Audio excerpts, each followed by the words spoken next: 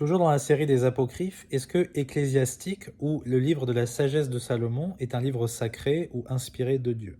La réponse est non. Tout d'abord, c'est un apocryphe, un livre caché qui est rejeté du canon hébraïque et par les protestants évangéliques. Il est uniquement accepté par les catholiques et les orthodoxes.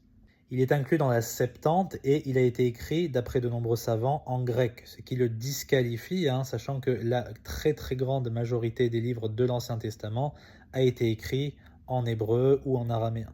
Le livre n'a pas été écrit par Salomon, évidemment. Salomon a existé bien des siècles avant l'écriture de ce livre, qui daterait soit d'avant le 1er siècle avant Jésus-Christ, soit même du 1er siècle après Jésus-Christ, selon certaines sources.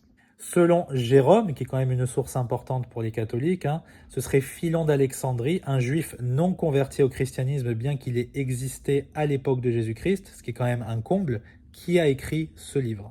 Les thèmes qui sont abordés dans le livre sont la valeur de la sagesse, la critique de l'idolâtrie, la justice divine, la persécution des justes et la sagesse incarnée. Donc c'est un livre de sagesse.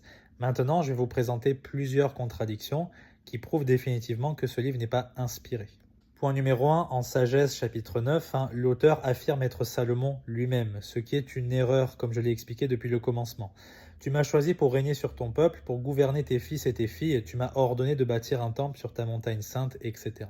Au chapitre 8, vous avez l'introduction de la métempsychose pythagoricienne qui n'a rien à faire dans un écrit inspiré de Dieu.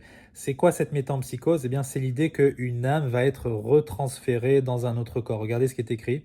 Certes, j'étais un enfant d'une heureuse nature et j'avais reçu une âme bonne, ou plutôt, étant bon, j'étais venu dans un corps sans souillure. C'est très bizarre, ça n'a pas du tout de sens bibliquement parlant.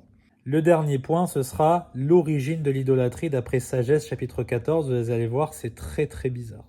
Les versets 13 et 14 sont justes, mais pas à partir du verset 15 jusqu'au verset 17. Il n'y avait pas d'idole au commencement, il n'y en aura pas toujours, c'est vrai. C'est par la vaine imagination des hommes qu'elles sont entrées dans le monde, aussi une fin rapide leur est-elle réservée. D'accord? Par contre, là c'est bizarre. Un père affligé par un deuil prématuré a fait le portrait de son enfant trop vite enlevé. Cet être humain qui n'est plus qu'un cadavre, il l'honore maintenant comme un dieu. Donc en fait, ce papa, il fait du cadavre de son enfant une divinité. Ça n'a aucun sens. Et il a transmis aux siens les rites d'un culte secret. Et avec le temps, cet usage impie s'est fortifié, il a pris force de loi. Montrez-moi ça dans les 66 livres inspirés de Dieu, vous n'aurez pas un tel récit glauque. La prochaine vidéo sera sur le siracide et vous allez voir, c'est encore plus bizarre que les petites choses que j'ai mentionnées dans Sagesse de Salomon. Là, on atteint vraiment des sommets dans l'absurdité totale. Que Dieu vous bénisse.